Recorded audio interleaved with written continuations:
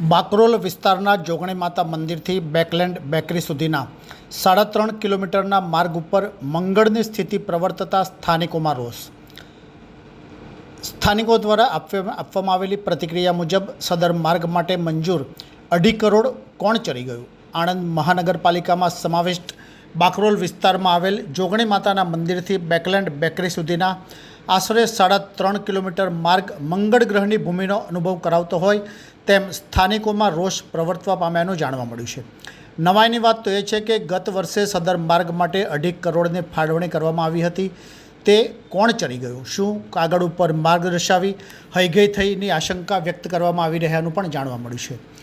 મનવા વિસ્તારમાં સમાવિષ્ટ બાકરોલ વિસ્તારમાં આવેલ જોગણી માતાના મંદિરથી બેકલેન્ડ બેકરી સુધીના આશરે 3.5 કિલોમીટરના માર્ગ છેલ્લા 4 વર્ષથી ઉબડખાબડ બનતા મંગળ ગ્રહની ભૂમિની અનુભૂતિ કરાવતા હોય સ્થાનિકોમાં રોષની લાગણી પ્રવર્તવા પામી હોવાનું જાણવા મળ્યું છે. નવાઈની વાત તો એ છે કે ગત વર્ષે પાલિકા શાસન દરમિયાન સદર માર્ગ માટે 2.5 કરોડ ઉપરાંતની રકમ ફાળવણી કરવામાં આવી હતી. તો સદર નાણાં ક્યાં વપરાયા, કોણ ચરી ગયું કે પછી કાગળ ઉપર દર્શાવી હૈગે કરવામાં આવીના સવાલ સ્થાનિકોમાં ઉઠવા પામ્યાનું જાણવા મળ્યું છે. મારું નામ તેજસ ઠાકર છે. અમે છેલ્લા 10 વર્ષથી જોગણી માતા વિસ્તારમાં રહીએ છીએ. આ રસ્તાઓ ખાલી પેપર ઉપર હોય છે, પાસ બીજી જગ્યાએ થાય છે, જ્યાં કોર્પોરેટરના ફાર્મ હાઉસ હોય, જ્યાં કોર્પોરેટરના મકાનો હોય, ત્યાં આગળ અમારી ગ્રાન્ટના રસ્તાઓ ત્યાં બની જતા હોય છે. અહીં અમે ઘણી હાલાકીનો સામનો કરતા હોઈએ છીએ. મોટા મોટા ભૂવા પડી ગયા હોય છે. ગઈકાલની જ વાત કરું તો હું મારા સનને સ્કૂલે મૂકવા જતો હતો. અમે બંને પડ્યા. એને માથામાં વાગ્યું, કુણીએ અને પગે વાગેલું છે. મને અહીં છોલાઈ ગયેલું છે. જો વધારે ઇન્જરી થઈ હોત તો મારા સનનું શું હાલત થાત? એને હોસ્પિટલાઇઝ કરવો પડત. ગટરો ઉભરાય છે, એટલી ગટરો ખુલ્લી મૂકીને જતા રહે છે મ્યુનિસિપાલિટીવાળા. 7-7 ફૂટના ખાડા પડેલા છે. અડધી રાતે આવું તો અહીં ઘણું જ મુશ્કેલ બને છે. સ્ટ્રીટ લાઇટો બિલકુલ ચાલુ નહીં હોતી. તો જો આ અને સ્કૂલમાં રજાઓ પાડવી પડે છે. જ્યારે ભારે વરસાદ પડ્યો હોય તો અમારે ઓફિસમાં રજા પાડવી પડે છે, બાળકોને સ્કૂલમાં રજા મૂકવી પડે છે.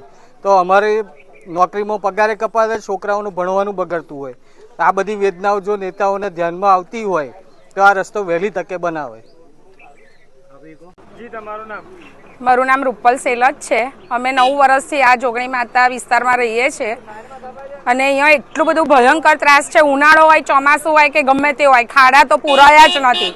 ચાહે ઉનાળો હોય, શિયાળો હોય કે ચોમાસું હોય. અને અત્યારે તો તમે જોઈ શકો છો, તમે જાતે જ જોઈ શકો છો કે અહીંયા કેટલા બધા ખાડા છે. સ્કૂલ વેનવાળા આવવાની ના પાડે છે અને અહીંયા અમારી પાછળ જ ઓર્ચિડ ટાઉનશીપ છે, એમાં તો જવાય એવી પરિસ્થિતિ જ નથી. અને આ એક જ રસ્તો છે, જે બીજો રસ્તો તો ત્યાં પાછળ પાટિયા મારી દીધા છે. એ લોકોને એટલી બધી તકલીફ પડે છે, ઉકરડા છે અને ગેરકાયદેસર તળાવનું બધું પાણી, ગમે તે ગટરના પાણી ત્યાં જાય છે. ગેરકાયદેસર દબાણ છે. એ લોકોને બીજો રસ્તો બંધ કરી દેવામાં આવ્યો છે. એ લોકોનો આ એક જ રસ્તો છે. બહુ જ તકલીફ છે એ લોકોને પણ.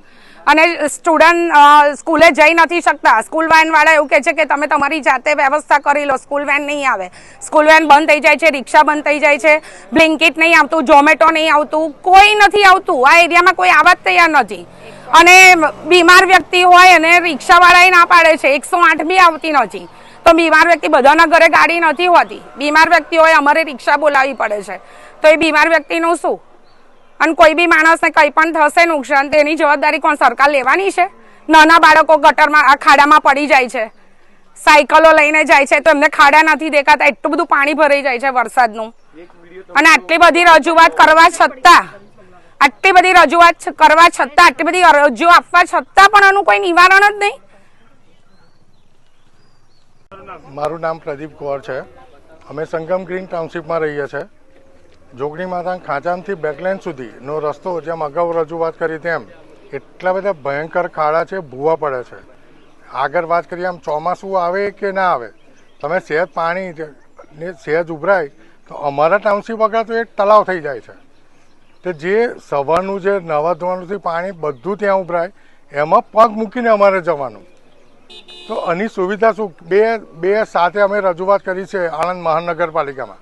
આજ દિન સુધી અમને કોઈ પણ પ્રકારનું, અમે પૈસા ભરવા તૈયાર છે છતાં પણ અમને આજ દિન સુધીનું એનો કોઈ રિપ્લાય, જવાબ નથી. તમે આવીને પૈસા ભરી જાઓ કે શું કરીએ એમ. આ આવી પરિસ્થિતિમાં અમારે કંઈ જવાનું કંઈ કેટલી લાઇટો નથી, કેટલી બધી રજૂઆત કરી, કેટલા બધા ખાડા છે સાહેબ અહીંયા. કોઈ પણ મેમ્બરથી માંડીને કોઈ પણ રીતે એનો કોઈ રસ્તો કાઢવા તૈયાર નથી. તો આપના માધ્યમથી એટલી જ રજૂઆત તે એનો બહુ જલ્દીથી જલ્દી અને સારો અને ઝડપથી એનો નિકાલ થાય એ તમને નમ્ર વિનંતી. ये है हलचल टीवी नेटवर्क और आप देख रहे हैं हलचल टीवी न्यूज. हर हलचल पर नजर, हर हलचल की खबर.